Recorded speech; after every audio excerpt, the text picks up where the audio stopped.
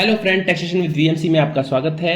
Budget 2025 जो कि announce हुआ और नॉर्मल पर्सन्स के लिए बहुत ही बेनिफिशियल रहा, क्योंकि इसके अंदर कुछ ऐसे पॉइंट्स दिए गए जो कि नॉर्मल पर्सन्स के लिए काफ़ी बेनिफिशियल हैं। आइए जानते हैं कुछ की फीचर्स ऑफ बजट 2025, जो मेजर इसमें पॉइंट्स दिए गए जो कि नॉर्मल पर्सन्स को इफेक्ट करने वाले हैं और हमारी इकोनॉमी के लिए भी काफ़ी बेनिफिशियल होने वाले हैं। उनको डिटेल में जानते हैं। सबसे पहला जो बजट का सबसे अट्रैक्टिव पॉइंट्स था वो यही था कि no income tax on income up to ₹12 lakh, यानी कि 12 लाख तक अब इनकम टैक्स की लिमिट को बढ़ा दिया गया है। यानी आपकी एग्जम्पशन लिमिट 12 लाख है। अगर 12 लाख तक आप इनकम करते हैं तो आपको कोई भी टैक्स देने की जरूरत नहीं है। ये एक बहुत ही बड़ा स्टेप है, क्योंकि अब तक 7 लाख रुपए तक की एग्जम्पशन थी, 7 से सीधा 12 लाख एग्जम्प्ट कर दिया गया है। Second point, no TCS on transactions related to sale of goods to reduce compliance difficulty. जैसा कि आप जानते हैं, सेल और परचेज पे जो टीडीएस और टीसीएस के प्रोविजन अट्रैक्ट कर रहे थे, उसमें काफी कंफ्यूजन क्रिएट कर रहे थे। तो 1 अप्रैल 2025 से हमारा टीसीएस का प्रोविजन हटा दिया गया है, यानी कि सेल पे अब टीसीएस काटने की रिक्वायरमेंट नहीं रहेगी।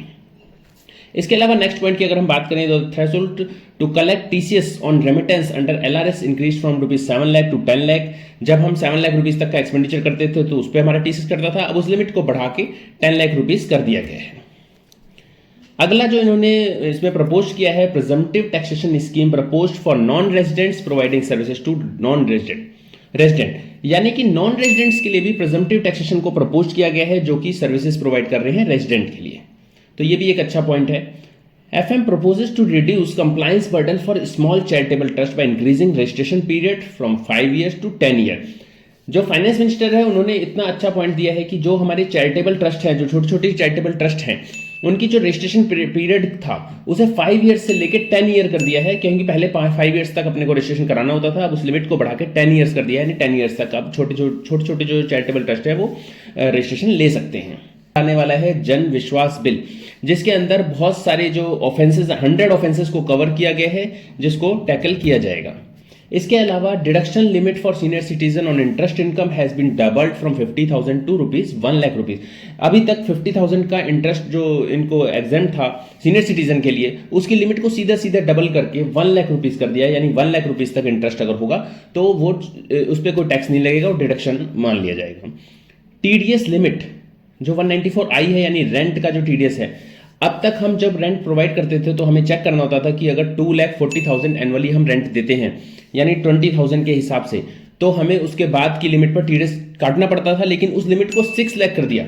6 लाख का मतलब है यानी 50,000 पर मंथ अगर आपका रेंट है तो भी आपको टीडीएस काटने की रिक्वायरमेंट नहीं है।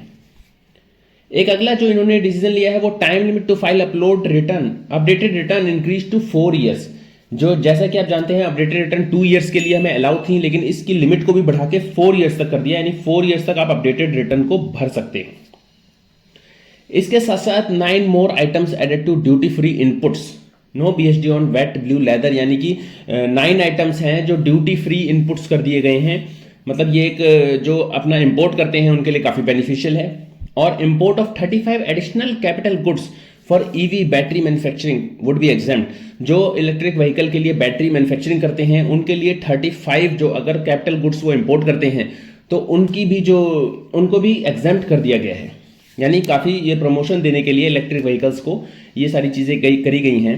Cobalt powder, scrap of lithium battery, lead and zinc would be fully exempt. मतलब काफ़ी चीज़ों पे फोकस किया गया है कि जो मेन आइटम्स हैं उनको काफ़ी रिलैक्सेशन दी गई है। 6 life saving drugs brought under concessional 5% import duty. जो 6 लाइफ सेविंग ड्रग्स हैं उनकी भी ड्यूटी को कम करके 5% कर दिया गया। कंसेशनल 5% इंपोर्ट ड्यूटी उस पर लगा दी गई है। और ये और बताया गया है कि नेक्स्ट वीक में हमारा न्यू इनकम टैक्स बिल जो है वो भी इंट्रोड्यूस हो जाएगा। Custom tariff structure will be rationalised to promote export and facilitate trade. जैसा कि ये चाहते हैं एक्सपोर्ट और उसको फैसिलिटेट करने के लिए इन्होंने कस्टम टैरिफ भी स्ट्रक्चर किया जाएगा, उसको रैशनलाइज किया जाएगा ताकि कुछ रिलैक्सेशन मिल सके।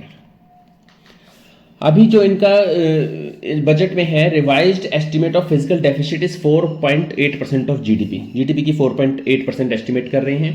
FDI भी इंक्रीज कर दी गई है 75% से 100% इंश्योरेंस सेक्टर के लिए। इंश्योरेंस सेक्टर के लिए ये 100% हो चुकी है।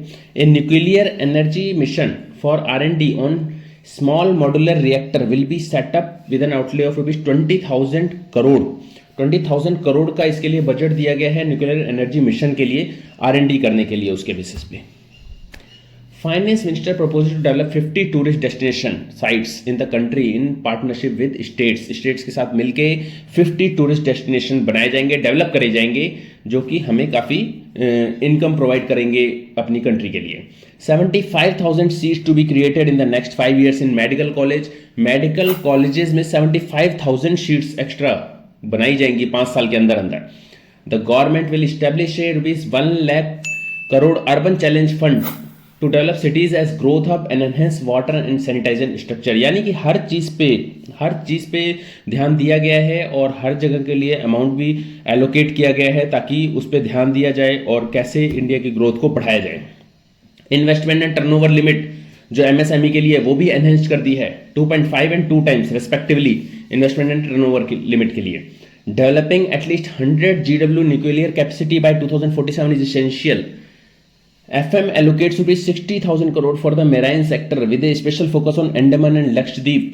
यानी हर सेक्टर को, किसी भी सेक्टर को, हर सेक्टर को कवर करने की कोशिश करी गई है। तो लोन लिमिट जो किसान क्रेडिट कार्ड थे उनकी जो लोन लिमिट थी वो 3 लाख थी, उसकी लिमिट को बढ़ा के 5 लाख कर दिया गया है। और एक न्यू फंड ऑफ फंड जो with a corpus of ₹10,000 crore will be establish to invest in startups में इन्वेस्ट करने के लिए फंड ऑफ फंड कॉर्पस के साथ 10,000 करोड़ के साथ ये इस्टेब्लिश किया गया है। To boost credit to micro industries the government will provide customized credit card बनाए जाएंगे माइक्रो इंडस्ट्रीज के लिए, जिसकी लिमिट 5 लाख रुपीज होगी। पहले साल ये 10 लाख कार्ड इशू करे जाएंगे अभी। The clean tech mission will be launch to boost clean tech manufacturing focusing on solar PV, EVs and batteries. काफ़ी चीज़ों को प्रमोट करने के लिए क्लीन टेक मिशन एक लॉन्च करा जाएगा। A new scheme will be launch for 5 lakh women SC and ST first time entrepreneur जो बन रही हैं to provide term loan of up to ₹2 crore over the next 5 year. ये न्यू स्कीम लॉन्च करी जा रही है जो कि 5 लाख वुमेन्स के लिए होगी, SC और ST जो पहली बार बिजनेस करने जा रहे हैं। 50,000 Atal tinkering labs to be setup in government schools in 5 years. 5 years में 50,000 अटल टिंकरिंग लैब्स भी बनाई जाएंगी। यानी कि आपने देखा जो हमारा ये बजट आया है इसके अंदर हर सेक्टर को लेके चीज़ों को कवर किया गया है और काफ़ी बेनिफिशियल लग रहा है।